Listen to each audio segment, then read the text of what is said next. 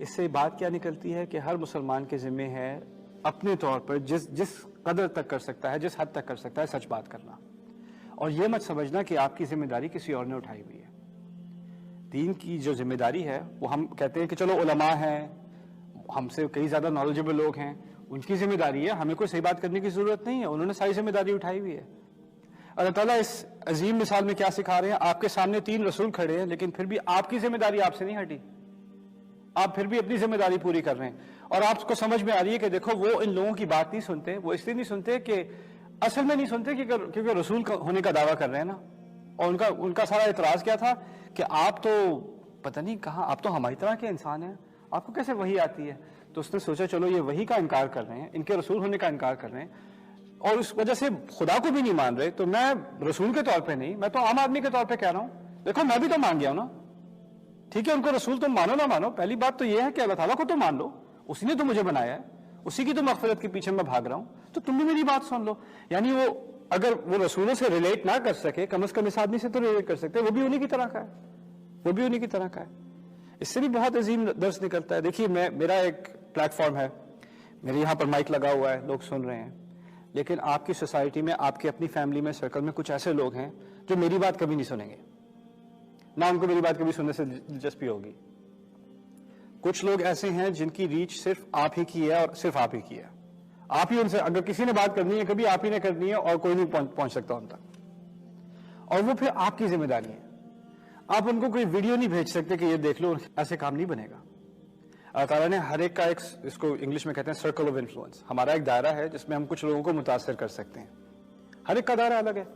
کسی ماں کا دائرہ الگ ہوتا ہے، اپنے بچوں کے ساتھ ہوتا ہے، بچوں کی ایک خاص عمر ہو جاتی ہے، وہ دوستوں کی زیادہ سنتے ہیں، ماں باپ کی کم سنتے ہیں۔ کبھی ایسا ہو جاتا ہے کہ لوگ، یعنی ایک چڑ سی پیدا ہو جاتی ہے کہ میں نے مولوی کی بات نہیں سننی، مشرق نے کسی کی بات نہیں سننی، عالم کی بات نہیں، ٹھیک ہے نہیں سننی، کزن کی بات سن لو، چچا کی بات سن لو، بھائی کی بات سن لو۔ تو یہ دائرے ہر ایک کا اپنا اپنا الگ رول ہے۔ اس کی میں آپ کو مثال دیتا ہوں کہ سورج کی روشنی اپنی جگہ ایک بہت عظیم روشنی ہے، لیکن چاند کی بھی اپنی روشنی ہے، اور ان کا ہر ایک کا اپنا ایک رول ہے۔ ٹھیک ہے سورج کی روشنی اور چاند کی روشنی میں بہت فرق ہے، اور یہ بھی کہہ سکتے ہیں کہ چاند کی روشنی صرف سورج کی روشنی کی وجہ سے ہی ہے، اسی کو تو ریفلیکٹ کر رہی ہے نا۔ اور یہی ایک طرح سے ایک مثال ہے نبیوں کی اور ان کی امت کی۔ رسول کو علیہ الصلوۃ والسلام سراج کہا گیا ہے، وَدَاعِيًا إِلَى اللَّهِ بِإِذْنِهِ وَسِرَاجًا مُنِيرًا،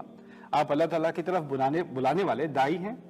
اللہ تعالیٰ کی اجازت کے ساتھ، اور آپ ایک روشن کر دینے والے سورج ہیں، ان کو سورج کہا گیا ہے۔ ان کے مقابلے میں ان کی روشنی ہم پر آتی ہے اور ہمارے ذریعے کسی پر پہنچتی ہے، یہ بھی تو ہوتا ہے نا۔ اصل میں ہماری روشنی یعنی چاند کی روشنی اور سورج کی روشنی کو کوئی کمپیئر نہیں کر سکتا۔ سورج کی روشنی دائم ہے، اس میں کوئی کمی بیشی نہیں ہوتی، رستے میں بادل آ جائیں تو آ جائے، سورج کی اپنی جو روشنی ہے وہ وہاج ہے، یعنی وہ جلتا ہی رہتا ہے، جلتا ہی رہتا ہے، جلتا ہی رہتا ہے۔ چاند کا الگ مسئلہ ہے، چاند کبھی فل ہوتا ہے، کبھی کم، پھر کبھی کم، پھر کبھی کم، کبھی تقریباً نہ ہونے کے برابر،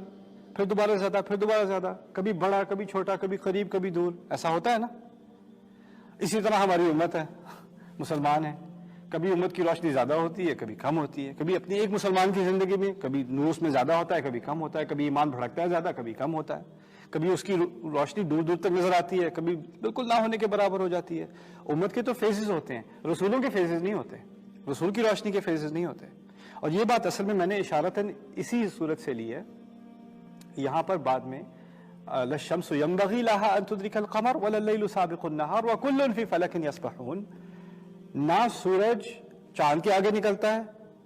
نہ رات دن سے پہلے پہنچ جاتی ہے، ہر ایک کا اپنا ایک دائرہ ہے جس میں وہ تیر رہے ہیں، یعنی ہر ایک کا اپنا ایک کردار ہے، اپنا ایک رول ہے۔ جس طرح سورج اور چاند کا اپنا اپنا رول ہے، رسولوں کا، دعا کا، علماء کا اور امتی کا اپنا اپنا رول ہے،